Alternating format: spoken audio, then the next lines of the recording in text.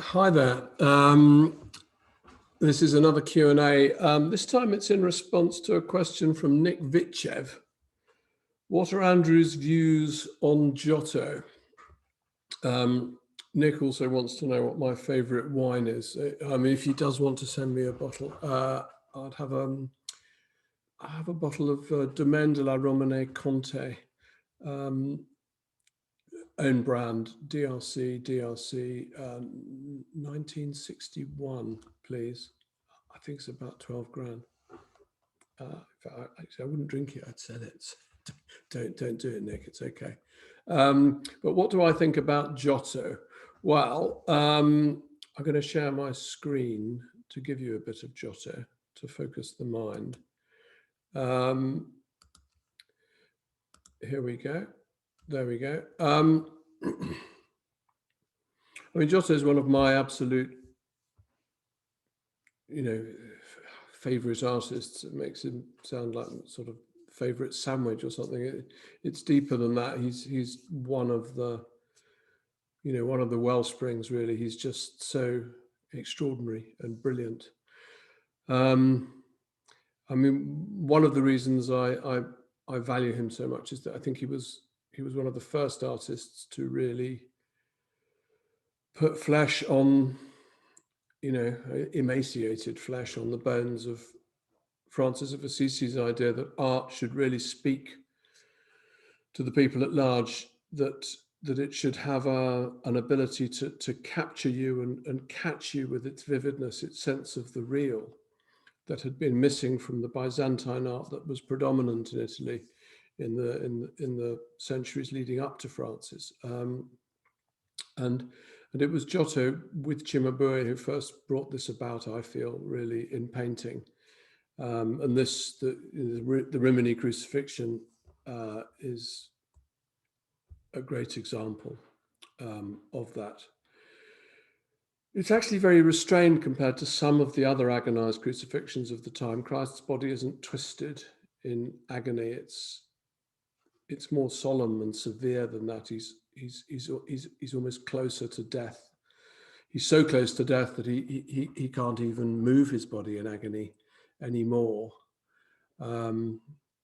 It's just such a, it's an image made for prolonged contemplation, and that's what it deserves.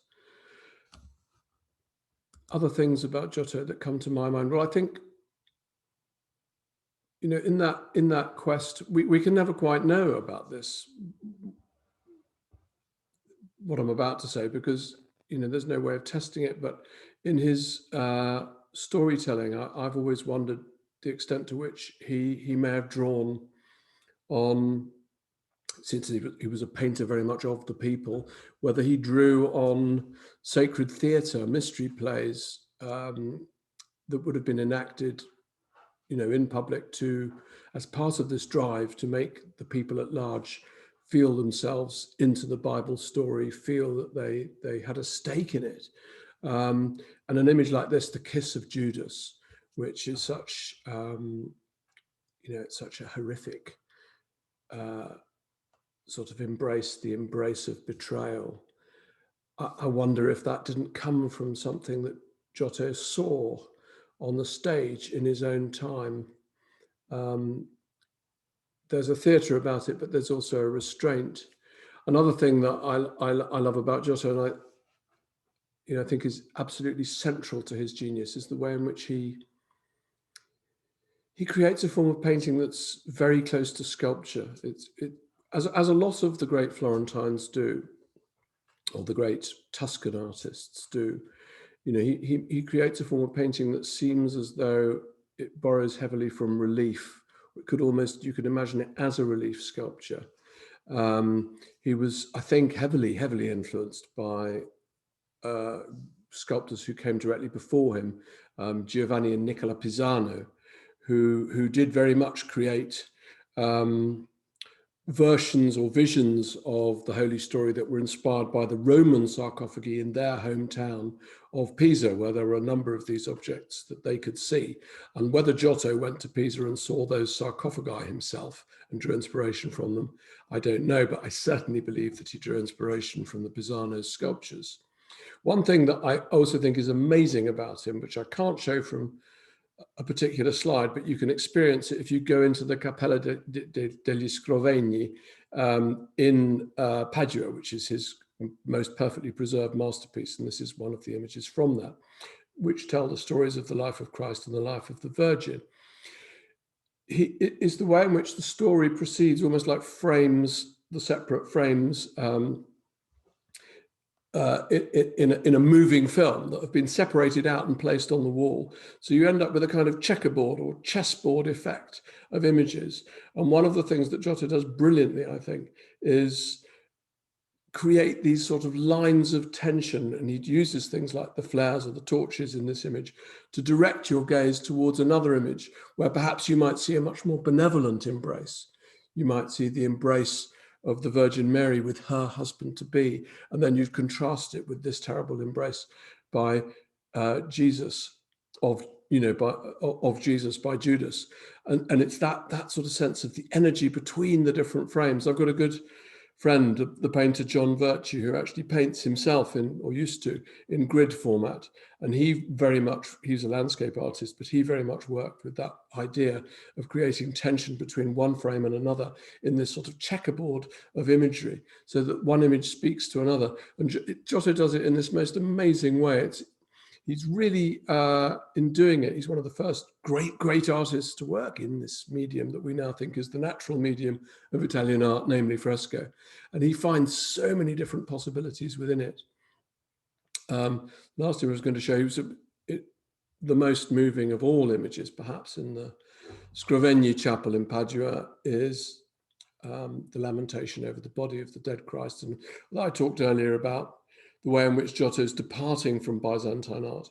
It's important to remember that Byzantine art wasn't only mosaics, it wasn't only stiff, still, frozen images. And actually, there was a Byzantine tradition, which you can experience in Macedonia. It's absolutely worth going there to Nereji to see a Byzantine artist creating an image remarkably close to this in its passion and extreme emotion. It's the little church in Nereji in Macedonia. You'll find it if you go there. You can probably Google it. Giotto must have been aware of those sorts of Byzantine images when he created this famous painting. So he was indebted to Byzantine art as well as turning away from it. He was just indebted to a different strand of it from that which writers like Vasari, who saw him as the great anti-Byzantine, what they knew would lead them to believe that, but it wasn't entirely the whole story.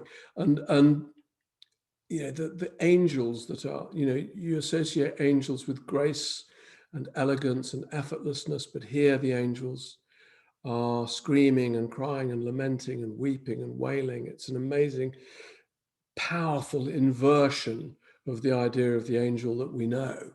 And it renders the emotion of the scene all the more moving. And I think the other thing that makes it so moving is the fact, again, as I mentioned earlier, that Giotto is drawing inspiration from sculpture. So his figures have a kind of monumentality that suggests sculpture. This could be a frieze or a bas relief. And so when they express extreme emotion, for me, it's doubly moving. It's as if you're seeing a statue burst into tears. So those are some of the things that I think about Giotto, and thank you very much for the question. Thank you for the question. Do keep the questions coming, and I will try to keep the answers coming. Cheers, and I will end there.